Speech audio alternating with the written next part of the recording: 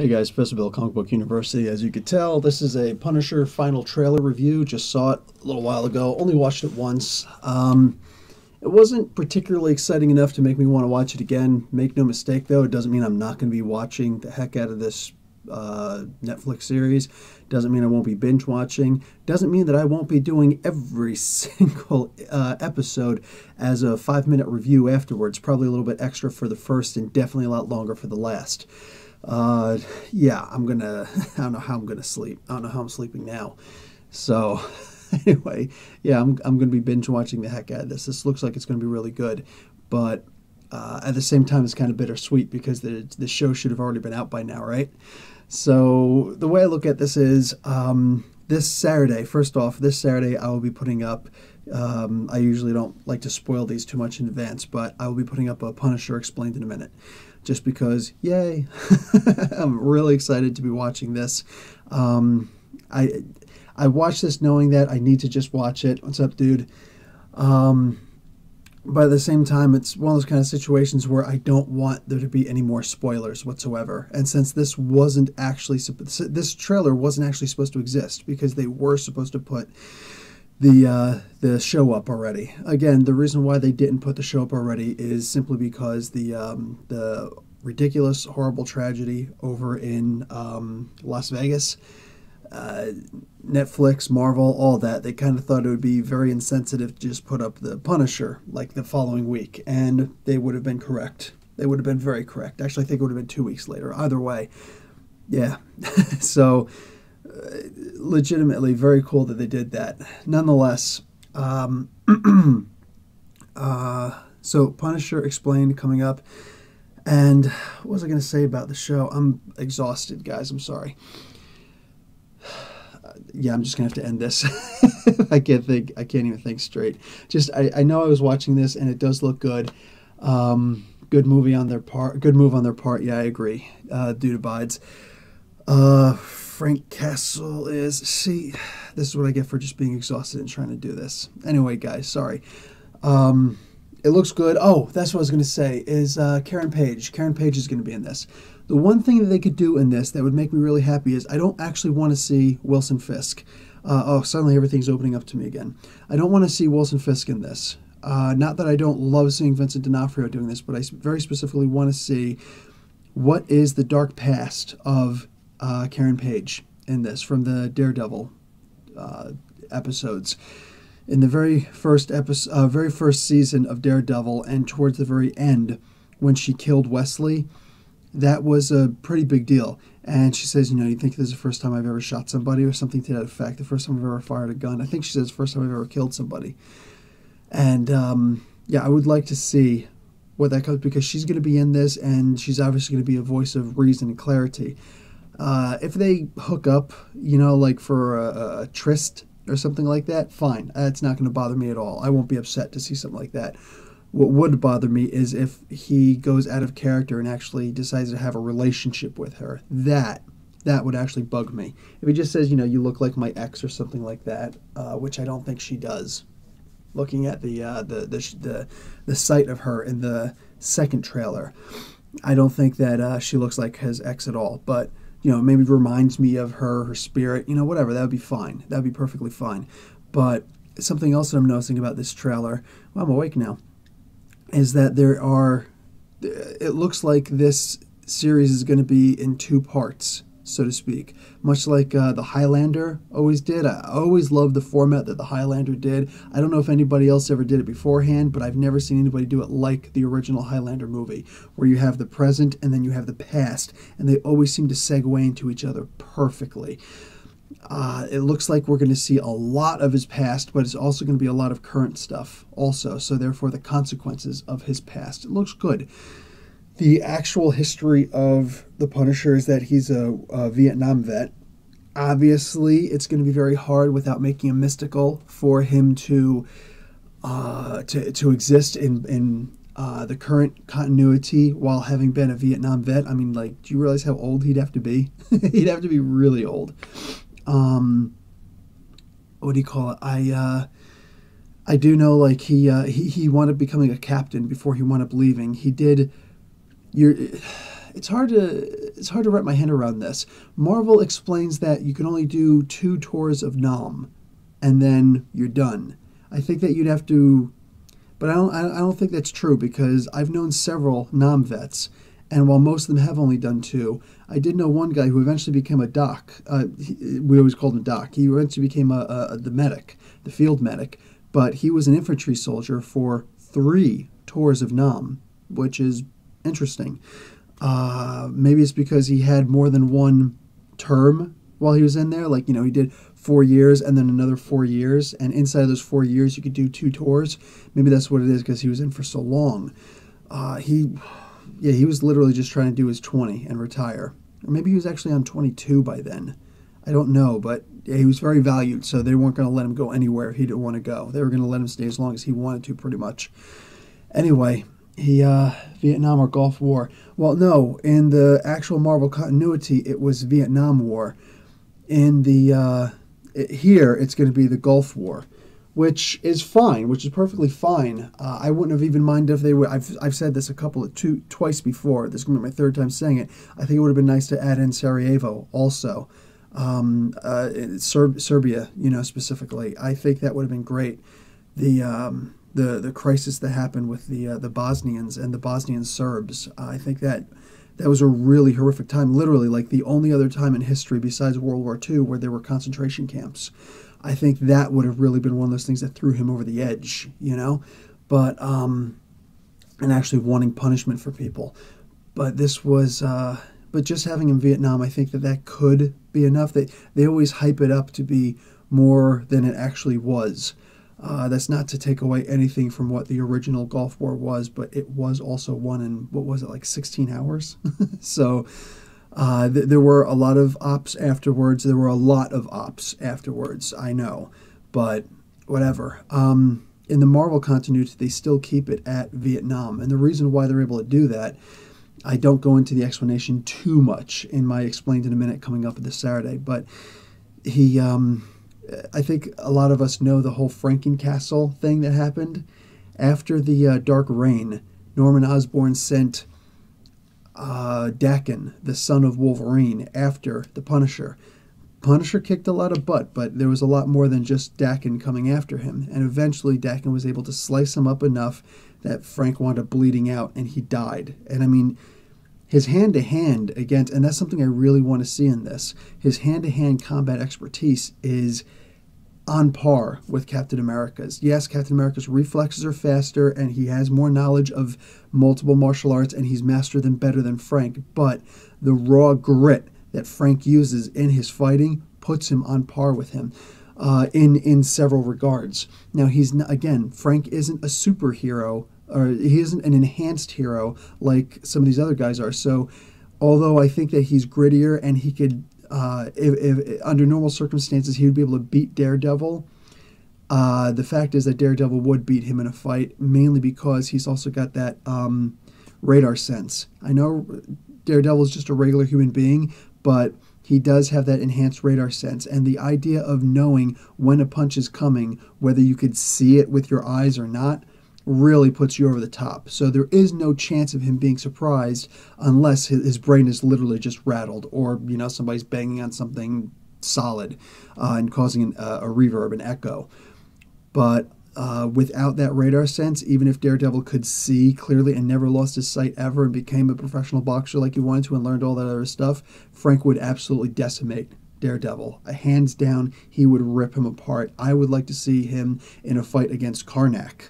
That's how good of a hand-to-hand, close quarters, the CQC, close quarters combat specialist that Frank Castle is. Yes, he's great with guns, he's great with throwing knives, but his hand-to-hand and his knife fighting on par and above most people you could possibly imagine. Literally, the only person you could compare him to would be Batman.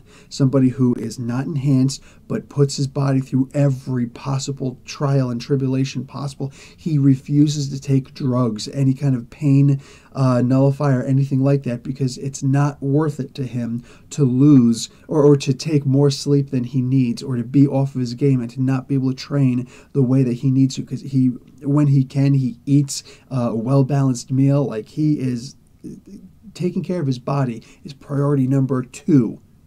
Priority number 1, obviously, is punishing the guilty. But oh, geez, a lot of comments here really quick. Franken Castle was really interesting. Franken Castle was annoying, is what it was, true mate. It was annoying, but the one thing that it did do for us was, and the way that happened was, anyways, he wound up bleeding out, and then Dakin threw him off of a roof, and he wound up falling into the sewers, basically, where Man-Thing found him. You go check out my Man-Thing Explained in a minute. I don't talk about that, but you'll at least have a better understanding of who Man-Thing is. I just did that on Tuesday, so 2 days ago. And he found him and the Agents of S.h.i.e.l.d. You could see all about the Agents of S.h.i.e.l.d. in Hulk Unleashed, which came out a year ago. Not today, but a year ago this month. There's going to be something new on Netflix coming out soon. Shoot, I wonder if it's actually out now.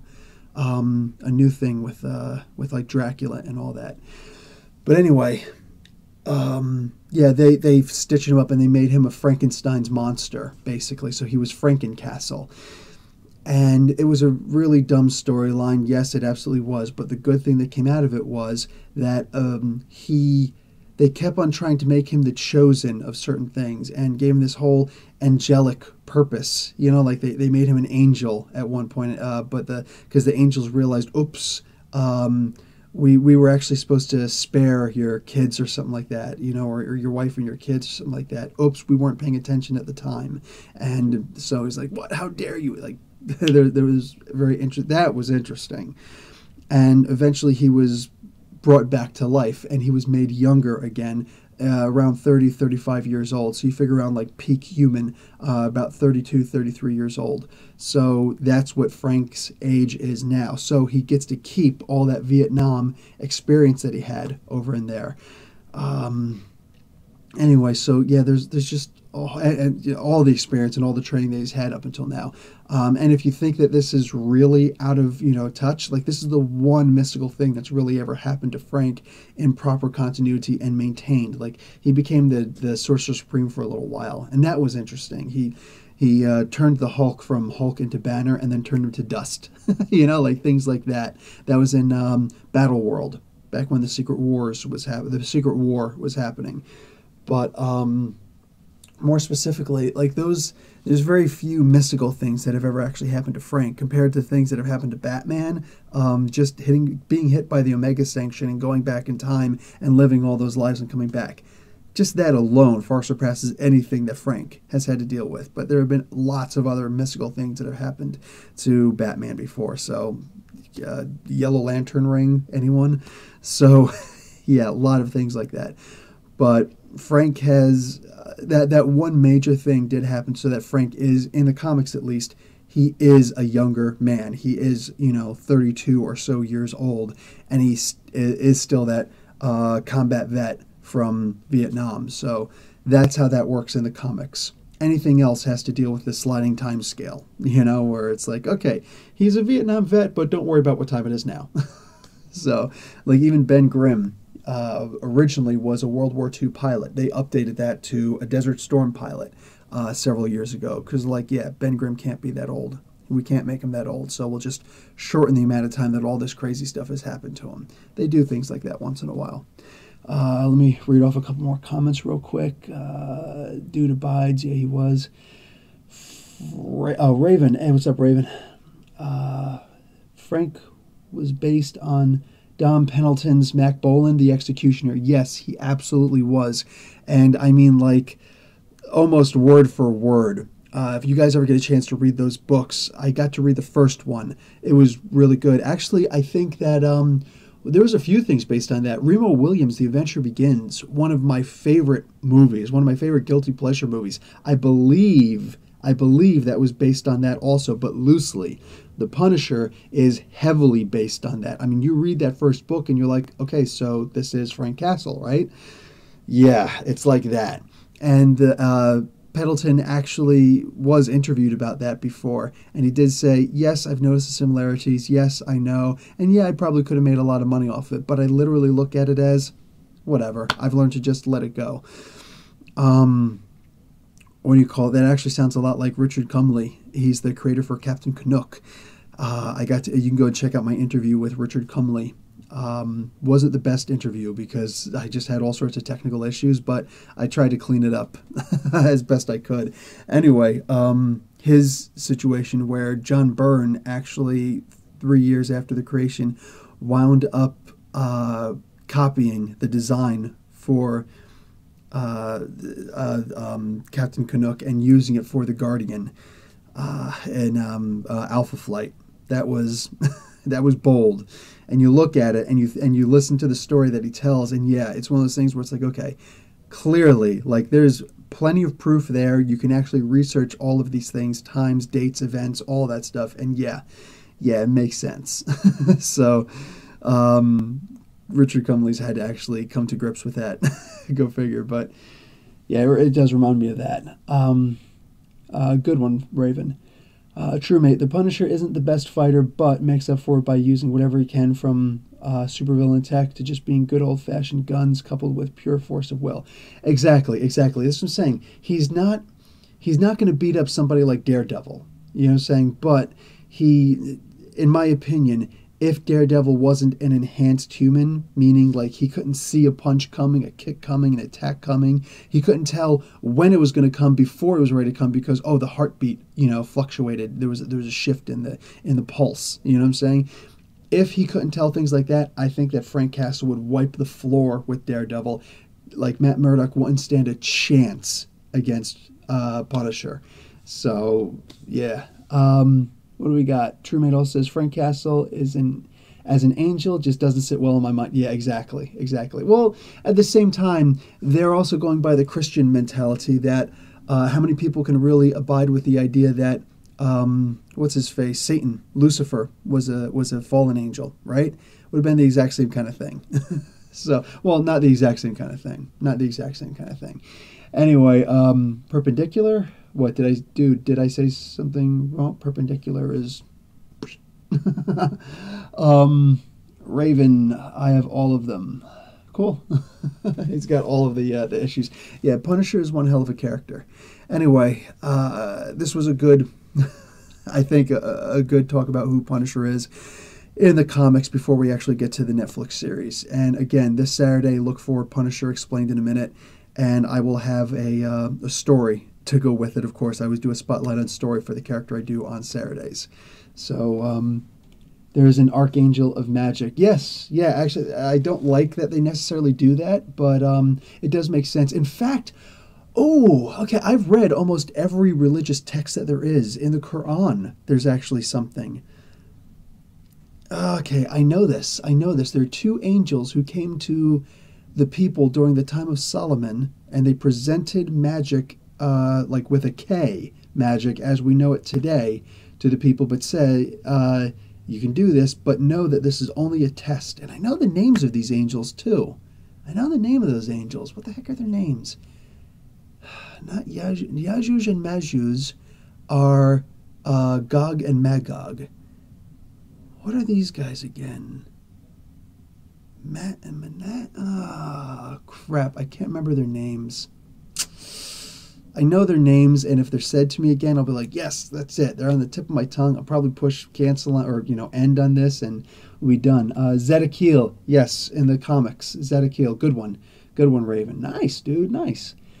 See, I love it when the community, puts forth an effort and we can all learn from each other. That's what I love about this channel. And I do not, I'm not trying to brag at all, but legitimately I do not see that on any other channel out there. There's usually the main guy who's talking has to be the source of all knowledge. I ain't the source of all knowledge, man. I'm a fan. That's all I am. I'm a freaking fan. And so are you guys. And we can all add to the discussion. TrueMate's angel thing, angle. Oh, that's okay. That's okay. The dude abides is making a joke because he said angle instead of angel. Come on, man. Let it go. You know what? How many people misspell rogue and they put rouge instead, right? How many times do we see that? And I play Dungeons and Dragons, so I see that all the time too. I'm going to play a rouge, and I'll be like, he's going to play a rogue. Okay, cool. I'm not going to make fun of somebody's misspelling. And he even says, terrible pun, my bad. You are forgiven. Anyway, all right, guys, I'm gonna drop this one here. And again, look for Punisher Explained in a minute. See, Truebait's got a good humor about that. And I will also be doing a spotlight on Story this Saturday. And yes, look for me not sleeping and binge watching the heck out of the Punisher on Netflix. I will be doing, every time I watch a single episode, I will do a quick little 5-minute live review from my phone really quick and get right back into it again. All right, guys. Professor Bill, Comic Book University. Guys, thanks for showing up. Class dismissed.